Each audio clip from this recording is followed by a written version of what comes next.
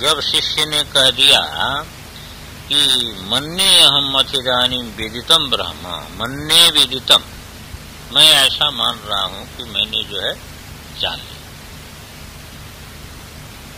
कथमिति, कैसे तुम ऐसी प्रतिज्ञा कर रहे हो कि मैंने ब्रह्म को जान लिया? ये जब वो विदित भी नहीं है, अविदित भी नहीं है ब्रह्म, तो तुम कैसे प्रतिज्ञा कर सकते हो कि मैंने ब्रह्म को जान लिया? तो वो कहता है कि मैंने ऐसा जाना उसको। ना हम मन्ये सुवेदेति नून वेदेति वेद च यो नस्तद्वेद तद्वेद नून वेदेति वेद च। कहता गुरुजी, नाहम मन्ये सुवेदेति, ब्रह्म सुवेद इति अहम न मन्ये। ब्रह्म जो है घटपटादि के समान जाना जा सकता है, ऐसा मैं नहीं मानता। ऐसा नहीं जाना हमने। घटपटादि जैसे जाने जाते हैं ऐसे ब्रह्म जाना जा सकता है, ये मैं नहीं मानता हूं, और ऐसा मैंने जाना भी नहीं है ब्रह्म। कहते जब सुवेद नहीं ब्रह्म हुआ तुम्हारा, तो इसका मतलब ब्रह्म को नहीं जानते हो? कहा नहीं। नो न वेदेति न वेद इत्यपि न, मैं ब्रह्म को नहीं जानता हूं ऐसा भी नहीं। ब्रह्म सुवेद भी नहीं है, माने विदित से भिन्न है, और अविदित भी नहीं है। अन्य देव तद विदिता तथो अविदिता था ना, तो विदित से भिन्न है। इसको उसने कैसे कह दिया? उसको अपने शब्द में कह दिया, नाहम मन्ये सुवेद, ब्रह्म सुवेद इति हम न मन्ये। ब्रह्म जो है विधि क्रिया का विषय है, ऐसा मैं नहीं मानता, ऐसा नहीं जानता ब्रह्म। कहते फिर ब्रह्म को नहीं जानते तुम? कहते न वेद इति न, और ब्रह्म को नहीं मैं जानता हूं ऐसा भी नहीं।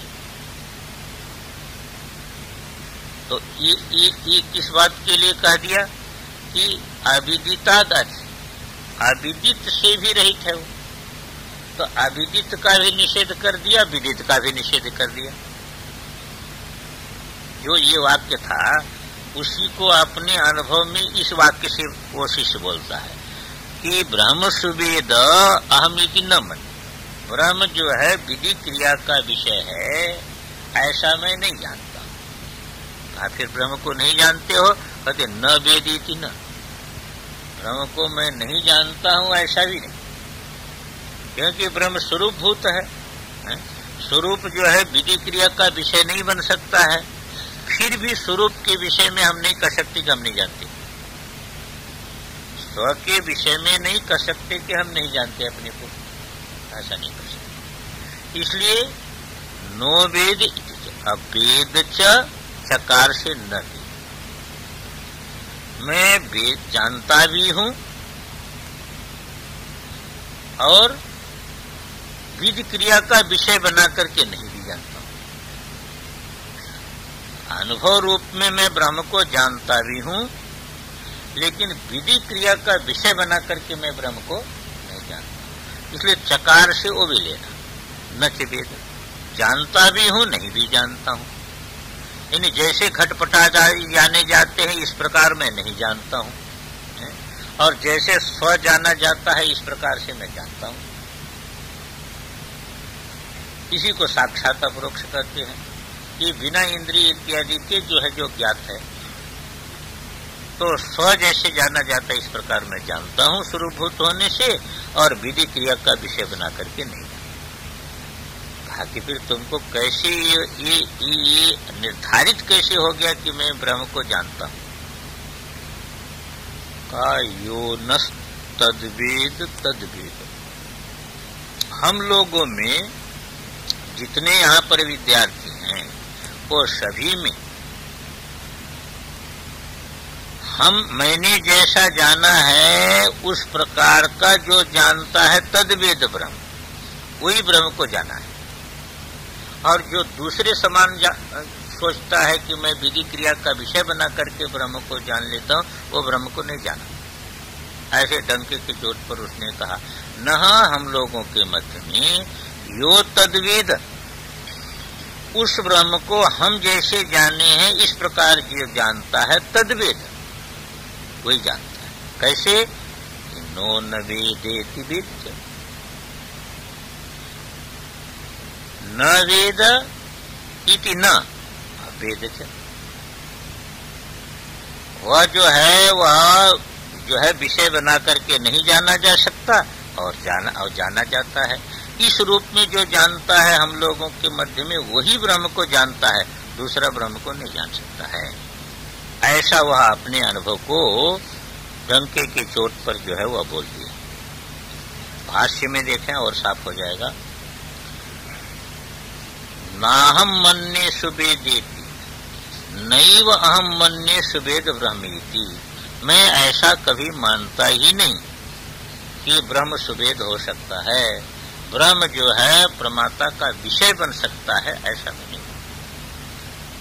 क्योंकि ब्रह्म स्वरूप भूत है, इसलिए वह जो है प्रमाता का विषय कभी बन नहीं सकता है। नैव तर्हि विदितम त्वया ब्रह्म इत्युक्ते, गुरु ने कहा कि तब तो तुम ब्रह्म को जानते ही नहीं। जब तुमने कह दिया ब्रह्म सुवेद नहीं है, मैंने जाना नहीं जा सकता है, जब ब्रह्म जाना नहीं जा सकता तो तुम ब्रह्म को जानते नहीं। इत्युक्ते या नो न वेदेति, न वेदेति न, ब्रह्म नहीं जाना हमने ये भी नहीं। तो अविदित से भिन्न देखो मिला दिया, और विदित से भिन्न। पहले पंक्ति में विदित से भिन्न कर दिया और दूसरी पंक्ति में अविदित से भिन्न कर दिया। तो विदित से भिन्न भी ब्रह्म हो गया, अविदित से भिन्न भी ब्रह्म हो गया, जिसके साथ उसका अनुभव घट गया। वेद च इति च शब्दान न वेद च, वेद च से समझ लेना वेद च और न च वेद, यानी विधि क्रिया का विषय बना करके नहीं जानता हूँ और स्वरूप होने से जानता हूँ, बिना विधि क्रिया का विषय बनाए। तो इस प्रकार मैं जानता भी हूँ और इस प्रकार नहीं जानता हूँ। भाष्यकार भगवान कहते भाई ननु विप्रतिसिद्धम, ये तो उल्टी बात तुम कहते हो। कहते उल्टी बात तो है ही, वेदांत में उल्टी बात ही तो समझनी पड़ती है। वेदांत में सब उल्टी बात समझनी कि ननु विप्रतिसिद्धम नाहम मन्ये सुवेदेति नो न वेदेति वेद च, ये तो बिल्कुल उल्टी बात है। इधर तुम कहते हो कि हम मन्ये न सुवेद, ब्रह्म जाना नहीं जाता है, जानता भी हूँ नहीं भी जानता हूँ, ये बात तो उल्टी है। कहते कैसे उल्टी हमारी बात? कहते यदि न मन्य से सुवेदेति कथम मन्य से वेद च, यदि तुम ये जानते हो कि ब्रह्म जाना नहीं जाता, ब्रह्म सुवेद है नहीं, तो फिर कैसे जानते हो कि मैं ब्रह्म को जानता हूँ? जब ब्रह्म सुवेद नहीं है तो ब्रह्म को जानते कैसे? अथ मन्य से वेदैव इति, अब यदि मानते हो कि ब्रह्म जाना जाता है, ब्रह्म का ज्ञान है, तो कथम न मन्य से सुवेदेति, फिर क्यों ऐसा तुम कहते हो कि वो सुवेद नहीं है ब्रह्म? ऐसा क्यों कहते? यानी एकम वस्तु येन ज्ञायते तेनैव तदेव वस्तु न सुविज्ञायते इति विप्रतिसिद्धम संशय विपर्ययो वर्जित्वा। एक ही वस्तु जो है जिसके द्वारा जानी जाती है, उसी के द्वारा वही वस्तु नहीं जो है ठीक प्रकार से नहीं जानी जाती है, ये तो उल्टी बात हो गई। संशय विपर्यय वर्जित्वा, हाँ संशय में ऐसा हो सकता है अथवा विपर्यय में ऐसा हो सकता है। संशय है तो वही स्याद हो जाएगा, स्याद अस्ति स्याद नास्ति, स्याद वेद स्याद न वेद।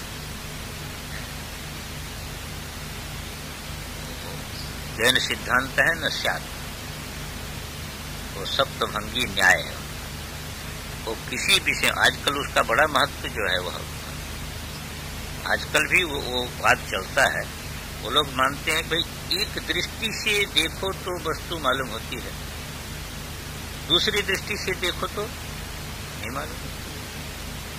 इसलिए शायद अस्थि शायद नास्ति, शायद है नहीं। दृष्टि है ना, तो दृष्टि से जो है वो अंतर पड़ जाता है। तो वो संशयवादी हैं, प्रत्येक चीज में संशय करते वो दृष्टि के आधार पर है, ये वस्तु है या वस्तु नहीं है। इसलिए ऐसा नहीं कर सकते कि है ही, पर अनिश्चय हो गया तब तो फिर बड़ा मुश्किल काम हो गया ना। अपने विषय में भी अनिश्चय हो जाए वो तो सभी विषय में लग जाएगा ना। तो अपने विषय में भी अनिश्चय हो जाएगा, अपने विषय में अनिश्चय हो जाए तो बड़ा मुश्किल हो गया काम। पर वह वाद है।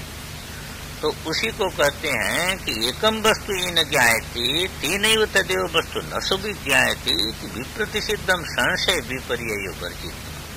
संशय विपर्यय किसी को हो जाए तो फिर ऐसा हो सकता है। कैसे? हाँ, वर्जित तो है ना, संशय विपर्यय छोड़कर। जैसे अब आप जो है रस्सी रखी हुई है, अब आपको संशय हो गया रस्सी है कि सर्प है, तब आपको तब ऐसा हो सकता है कि भाई जो है वह एक को जो रस्सी है कि सर्प है। तो आप जान भी रहे हैं रस्सी को और नहीं भी जान रहे हैं, संशय में दोनों हो गया कि नहीं। जब कह रहे हैं रस्सी है तब इसका मतलब रस्सी को जान रहे हैं, और जब कह रहे सर्प, क्या पता सर्प है तो नहीं जान रहे हैं। ऐसे विपर्य हो गया, आपको वो सर्प ही मालूम होने लगा। अब सर्प मालूम हो गया, मालूम होने तो है तो रस्सी और मालूम हो रहा सर्प, तो सर्प रूप से आप जान रहे हैं और रस्सी रूप से नहीं जान रहे हैं। तो संशय विपर्य में ऐसी बात हो सकती है कि सर्प रूप से आप नहीं जान रहे हैं और रस्सी रूप में नहीं जान रहे हैं। तो आप जान भी रहे हैं, नहीं भी जान रहे हैं। इसी प्रकार संशय में भी ये है।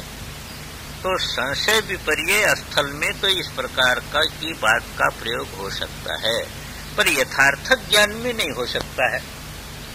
ये मैं जानता भी हूं, नहीं भी जानता हूं, ये यथार्थ ज्ञान में इस प्रकार का प्रयोग नहीं हो सकता। इसलिए भाष्यकार भगवान पहले लगा दिए, नहीं तो कोई कर सकता कि ऐसी जगह तो हो ही सकता है। तो संशय विपर्य रहित स्थल में इस प्रकार की बात नहीं कही जा सकती है कि मैं जानता भी हूं और नहीं भी जानता हूं। ये दोनों बात नहीं हो सकती है।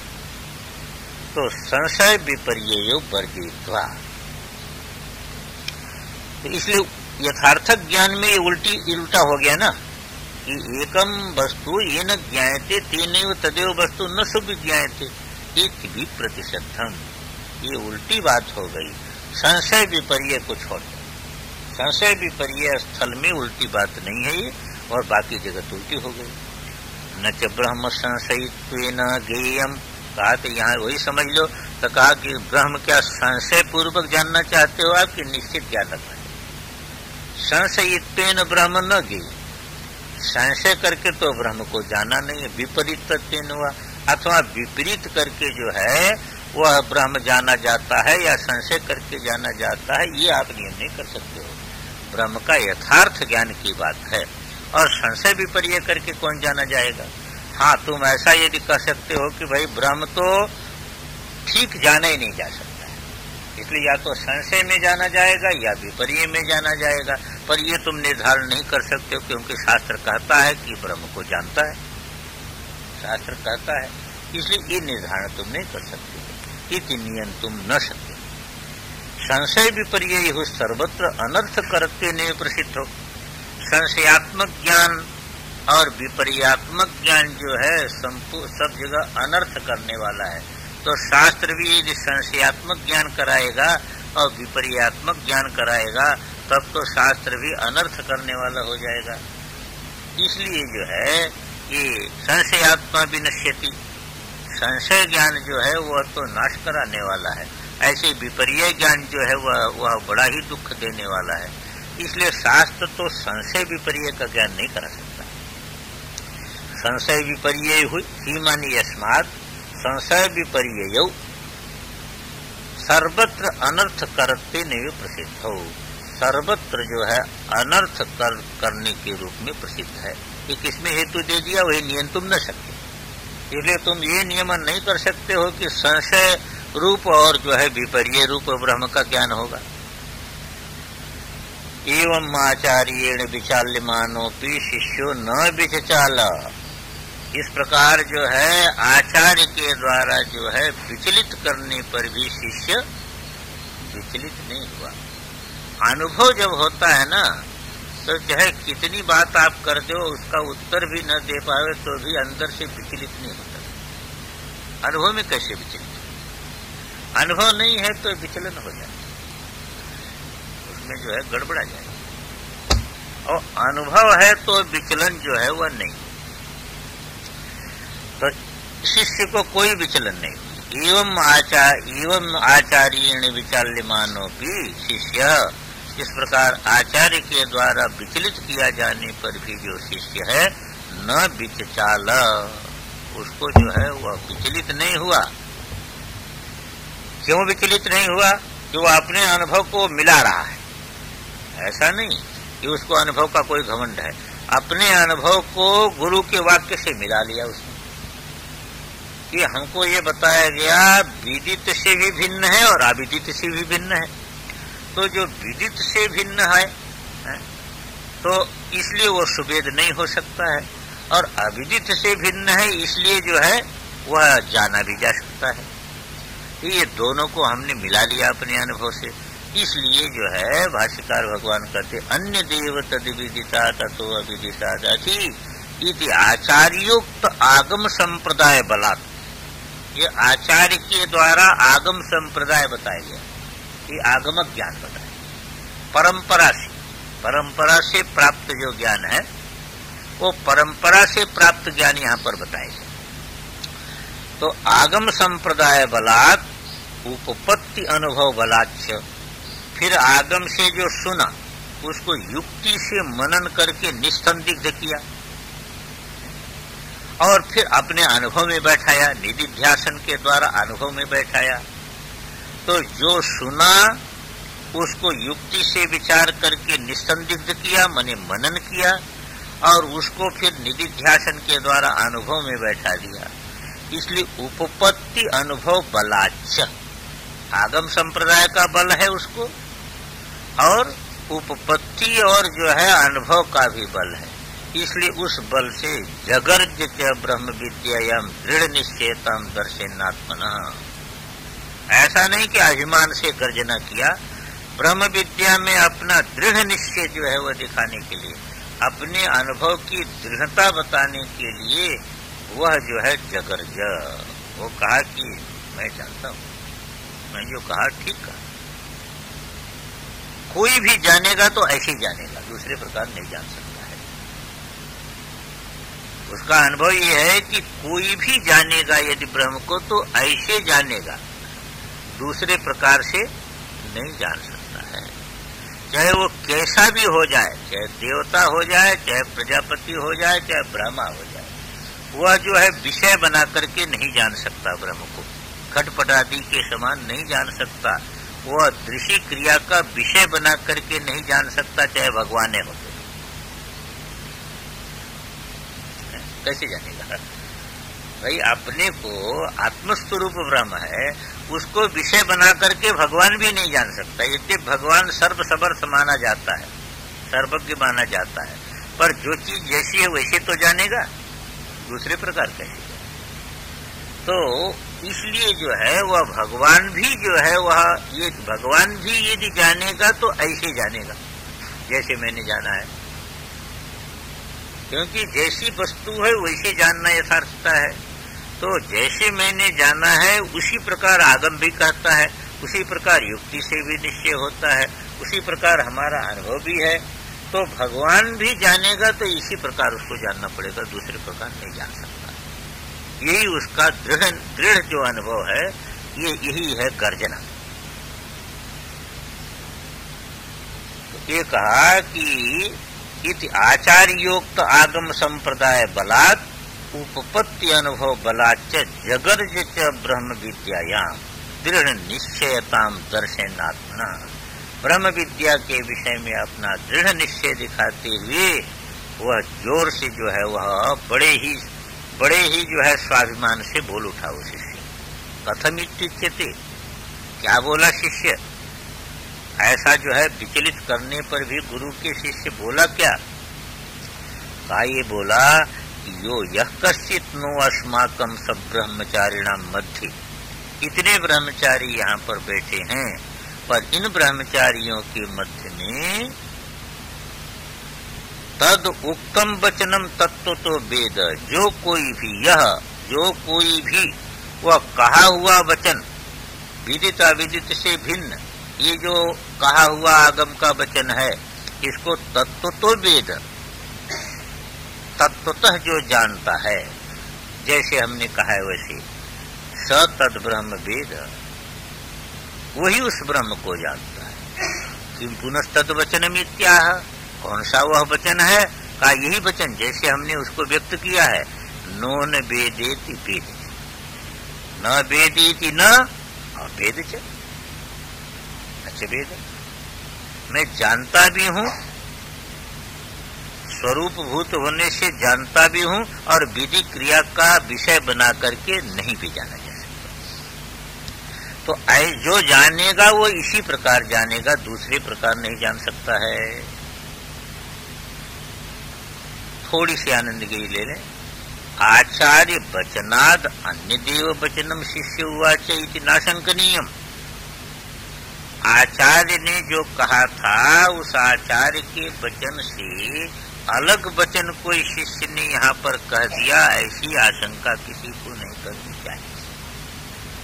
खाली यही किया है कि आचार्य के द्वारा सुना हुआ जो वचन उसको अनुभव पर्यसान तक ले गया, वो मनन निधिध्यासन के द्वारा अनुभूति किया और उस अनुभूति को अपने शब्द में कह दिया। शिष्य ने इतने किया है कि आगम परंपरा से प्राप्त, जैसे मान लीजिए तत्वमसि, ऐसा जो है उपदेश हुआ, और तत्वमसि उपदेश के बाद तत्पदार्थ का तम पदार्थ का शोधन किया, और शोधन करके जो है वह विशुद्ध शोधन करके अनुभूति किया। तो अनुभूति करने के बाद अपना अनुभव बताया, अहम ब्रह्मास्मि। तत्वमसि गुरु का उपदेश था। अब उस तत्वमसि उपदेश का जो है वह फिर जो है तत्व पदार्थ का शोधन करके और अनुभव किया। तो अनुभव करने के बाद जब गुरु पूछे क्या अनुभव किया, तो अहम ब्रह्मास्मि। तो तत्वमसि तो नहीं बोला, बोला तो अहम ब्रह्मास्मि, पर वही बोला, बात वही कहा कि जो गुरु ने उपदेश किया था, क्योंकि तत्वमसि की अनुभूति यही होगी, अहम ब्रह्मास्मि। इसी प्रकार गुरु ने उपदेश कर दिया था, विदिता जो है अन्य देव तद विदितात अथो अविदितात अधि, वह विदित से भी भिन्न है और अविदित से भी भिन्न है। और इसी को अनुभव करके शिष्य कहता है कि ना हम मन्ने सुवेदेति नो निवेदेति वेद। इसी बात को कहते हैं यदेव अन्य देव तद विदितात अथो अविदितात अधि इत्युक्तम तदेव वस्तु। अन्य देव तद विदितात, ये देव माने जो, अन्य देव तद विदितात वह विदित से अन्य है, और अन्य देव तद विदित अथो अविदितात, और अविदित से भी अन्य है। ये जो गुरु ने उपदेश किया था, इत्युक्तम तदेव वस्तु, वही वस्तु अनुमान अनुभवाभ्याम संयोज्य, अनुमान के द्वारा उस वस्तु को निसंदिग्ध बनाया और अनुभव में बैठाया। तो अनुमान और अनुभव का संयोग करके निश्चितम वाक्यांतरेण फिर अपने वाक्य से दूसरे वाक्य से उसी अनुभव को कहा, नो निवेदेति वेद च इति अवोचत। ऐसा जो है वह शिष्य ने कहा। आचार्य बुद्धि संवादार्थम, आचार्य बुद्धि में सत्य के माने सत्यत्व के जो है प्रतिपादन के लिए मंद बुद्धि ग्रहण व्यपोहार्थम च, मंद बुद्धि जो है वह मंद बुद्धि वाला नहीं ग्रहण कर सकता है, आचार्य उसको समझ सकती है, मंद बुद्धि वाला नहीं ग्रहण कर सकता है। तथा च गर्जितम उपपन्नम भवति यो नस्तद वेदेति। यहाँ पर तात्पर्य ये है कि यदि मान लीजिए कि चुप हो जाता हो, जब आचार्य ने कहा कि जब उसने कह दिया, पहले क्या कह दिया, शिष्य ने उत्तर दे दिया, ना हम मन्ये सुवेदेति नो न वेदेति वेद च। अरे आचार्य ने कहा ये उल्टी बात कैसे करता है, जो वेद है वह फिर ना हम मन्ये सुवेद कैसे होगा, और जो सुवेद नहीं है वह वेद कैसे होगा। ऐसा सुनने के बाद, आचार्य के कहने के बाद यदि चुप हो जाता, तब इसका मतलब क्या होता कि उसकी बुद्धि कमजोर है, वह अनुभव, उसको अनुभव ठीक हुआ नहीं।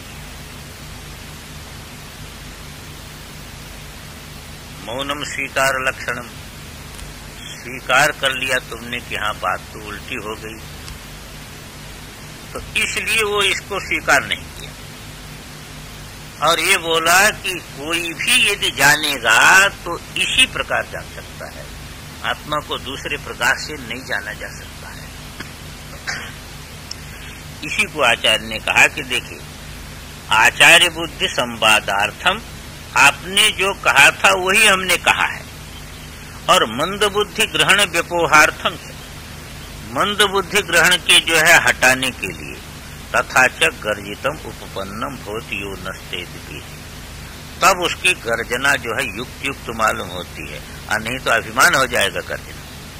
उसी को लिखते हैं आनंदगिरी, तथा चैति आचार्य बुद्धि संवादेशति अर्थांतर अनभिधानेशति, दूसरा अर्थ नहीं हुआ, वही अर्थ, जैसे आचार्य के अंदर जो है अर्थ वही हमारे अंदर है इत्यर्थ।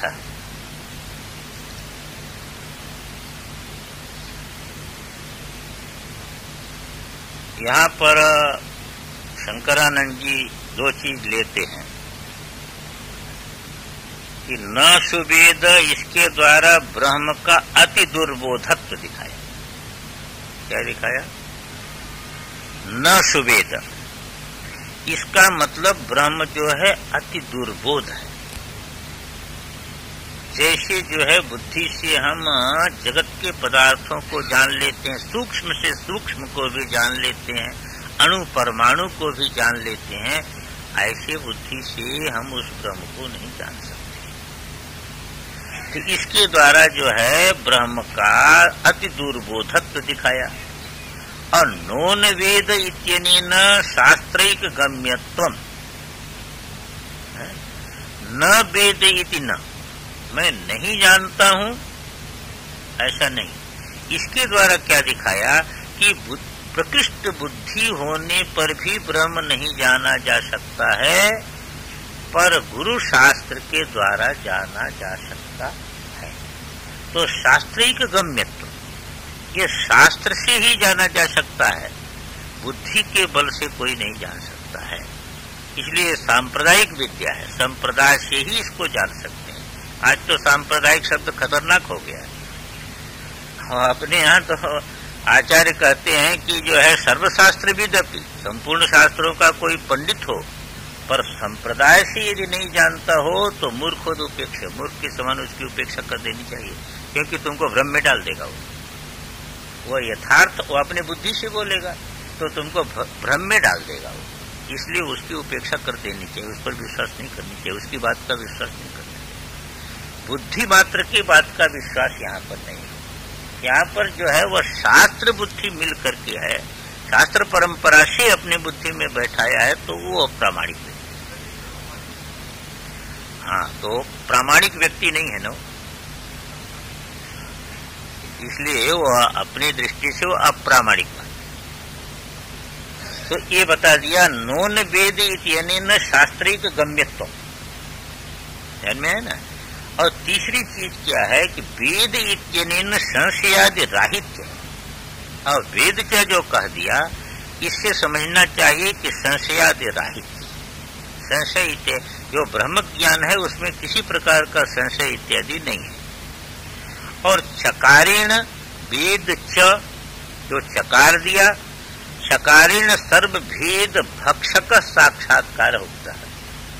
वो चकार जो है इसके समझने के लिए दिया कि संपूर्ण भेद को भक्षण कर लेने वाला एक मेवा द्वितीय साक्षात्कार, इस प्रकार का साक्षात्कार उद्भूत होता है, जहाँ पर ये सारा का सारा प्रमाता प्रमाण प्रमेय ही बाधित हो जाता है।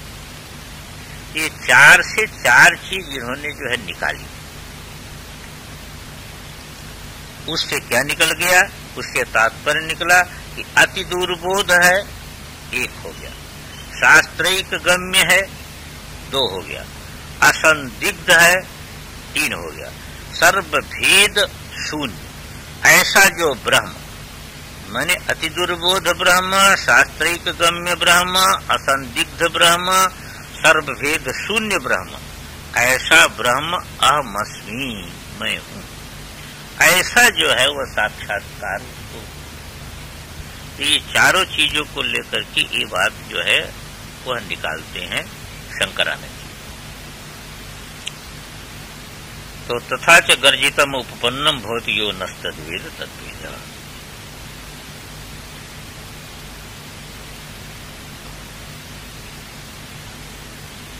श्रोत्रस्य श्रोत्रम इत्यादि न उक्तम वेद जानाति यस्माद् अयम अवगंता मद उक्तम वेद भवान एतम अवगच्छति।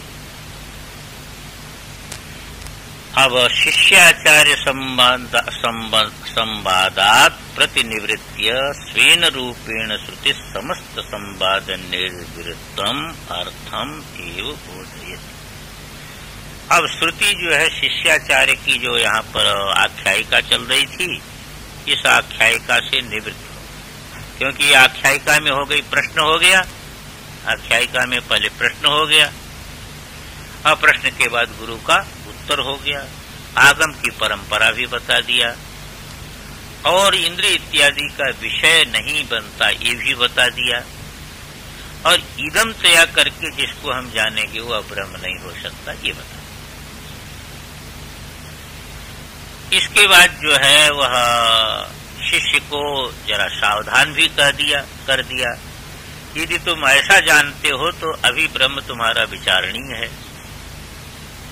तो उसको फिर विचारा शिष्य ने, और शिष्य ने विचार करके अपना अनुभव बताया, और अपने अनुभव में अपने शब्दावली के द्वारा जो है अपने अनुभव को शिष्य ने प्रकट किया। यहाँ तक हो गया। तो शिष्याचार्य संवाद, यहाँ पर संवाद पूरा हो गया ना। अब गुरु को पक्का हो गया कि शिष्य को बोध हो गया, अब संवाद समाप्त हो गया। तो इस संवाद से अलग हो करके स्वेन रूपेण श्रुति, अब श्रुति जो है वह अपने रूप से माने श्रुति रूप से समस्त संवाद निर्वृत्तम अर्थम एव बोध्यति। ये पूरे संवाद में जो निचोड़ अर्थ निकला, इससे जो निकला हुआ अर्थ है, उस अर्थ को श्रुति अपने शब्द में बोलती है। यस्या मतम तस्य मतम,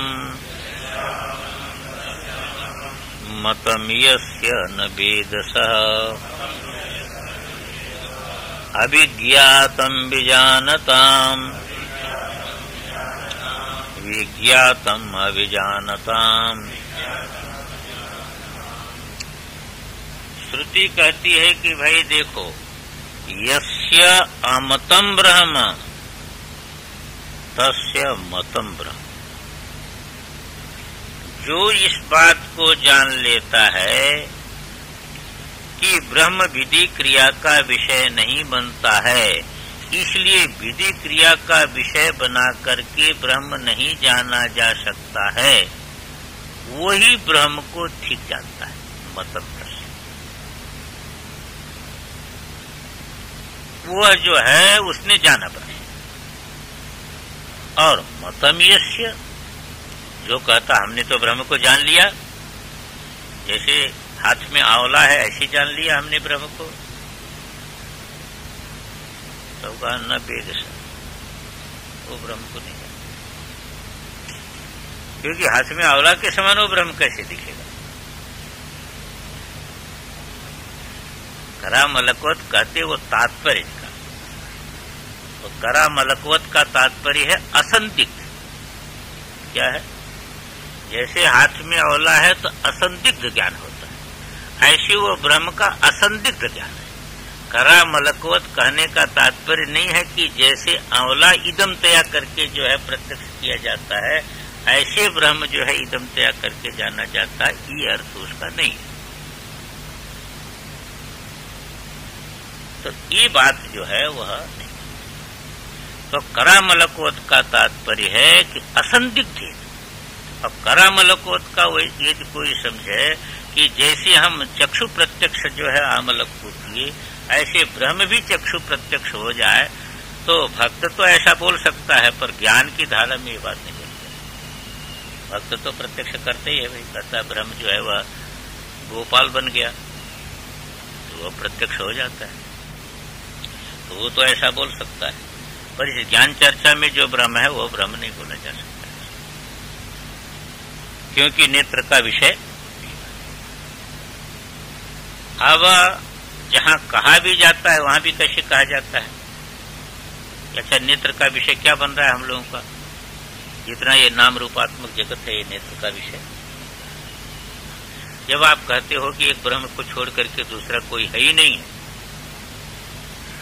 तो कौन नेत्र का विषय बन रहा है?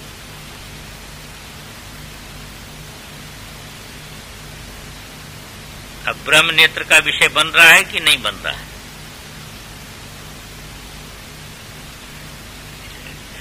ब्रह्म नेत्र का विषय बन रहा है कि नहीं बन रहा है? ये विचारणी बात होगी। ब्रह्म नेत्र का विषय कैसे बनेगा?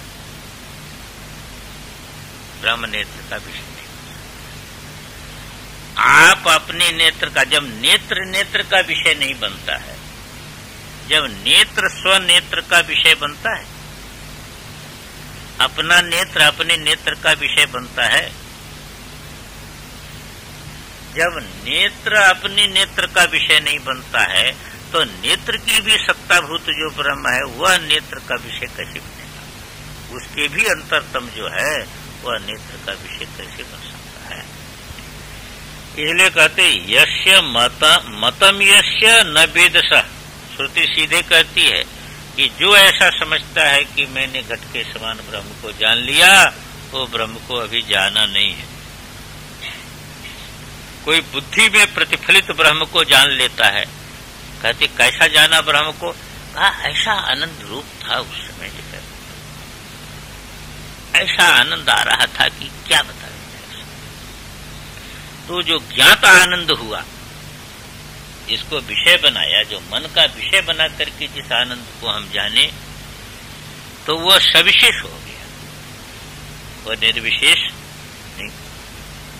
वह यद्यपि ब्रह्म के कारण ही वह आनंद है, पर ब्रह्म वह नहीं।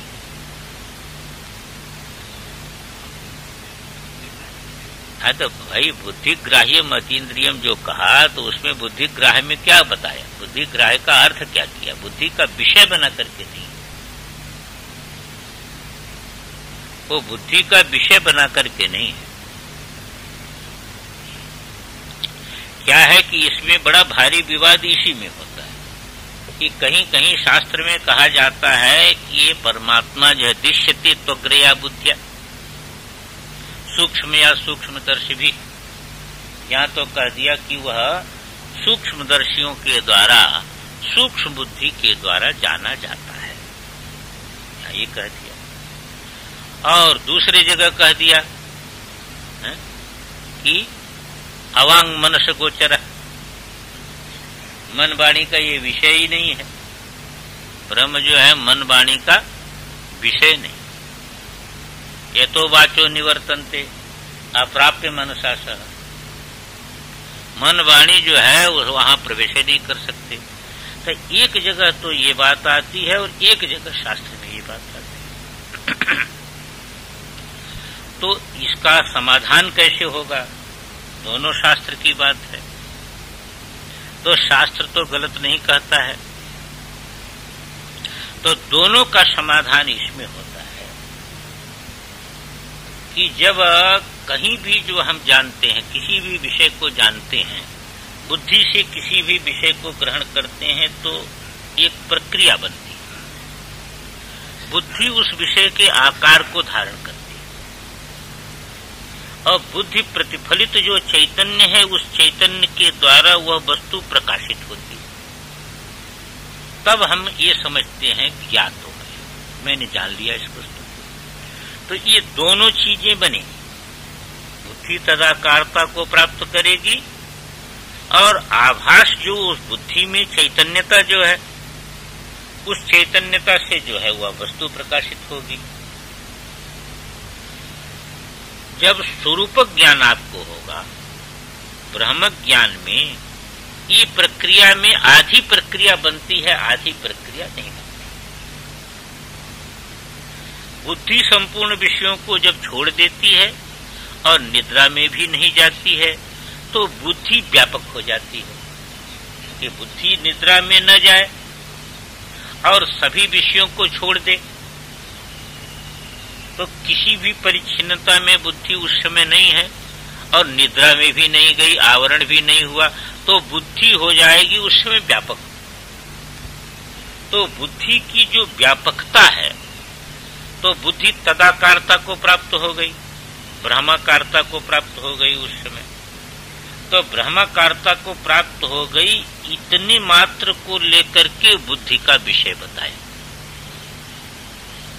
है ना। और अब बुद्धिगत जो चैतन्य है, उससे ब्रह्म प्रकाशित नहीं होगा।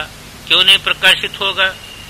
कि वह जो है, जैसे मान लीजिए कि सूर्य का प्रकाश चंद्रमा पर है, तो चंद्रमा से सूर्य नहीं प्रकाशित हो, चंद्रमा से पृथ्वी प्रकाशित हो सकता है, पर यदि अमावस्या को वह प्रकाश सूर्याभिमुख हो जाए, तो उस प्रकाश से सूर्य नहीं प्रकाशित हो। तो ये आभास का विषय नहीं बनता है, आभास उसको प्रकाशित नहीं करेगा।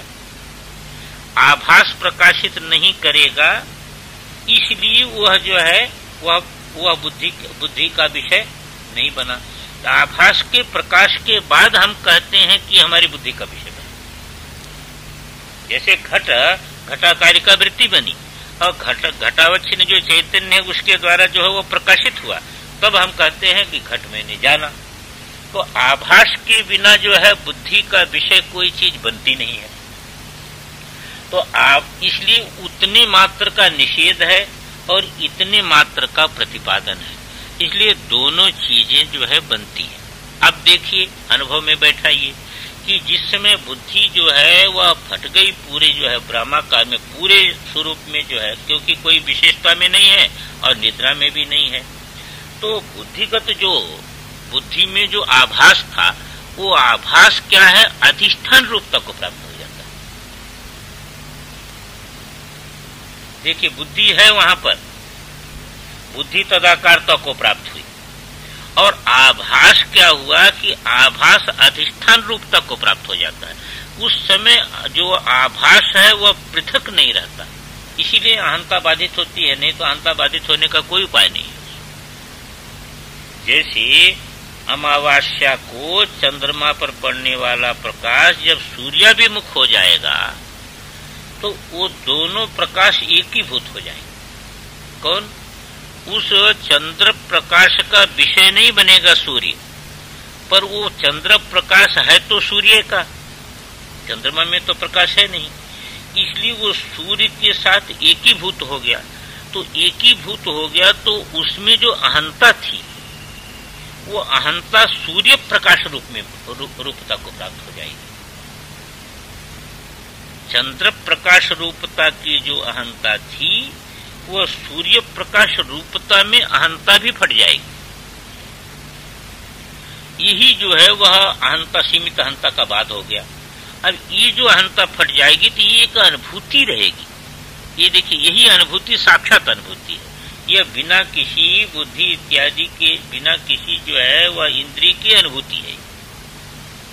यद्यपि शुद्ध बुद्धि के आधार पर ही ये अनुभूति बनी, क्योंकि शुद्ध बुद्धि ही जो है निर्विषय हो पाती है, और निर्विषय होकर के जो है वह तद्रूपता को प्राप्त होती है, उसी के आधार पर यह अनुभूति बनी।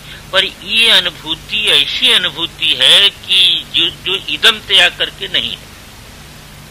ये अनुभूति इदम तया करके अनुभूति ये नहीं होगी। ये अनुभूति जो है आभास उस समय अधिष्ठान रूपता को प्राप्त हो गया, तो जो आभास को पकड़ने वाली हमारी अहंता है, वो अहंता भी फट करके जो है वह तद्रूपता को प्राप्त हो गई। तो तद्रूपता को जब प्राप्त हो गई तो शुद्ध अहंता, शुद्ध अहम अपने अंदर प्रकट हो गया। ये शुद्ध अहम का जो ज्ञान है, निर्विषयात्मक जो ज्ञान है शुद्ध अहम का, वो जो है वही जो है वह सीमित अहंता के बाधक का हेतु होता है।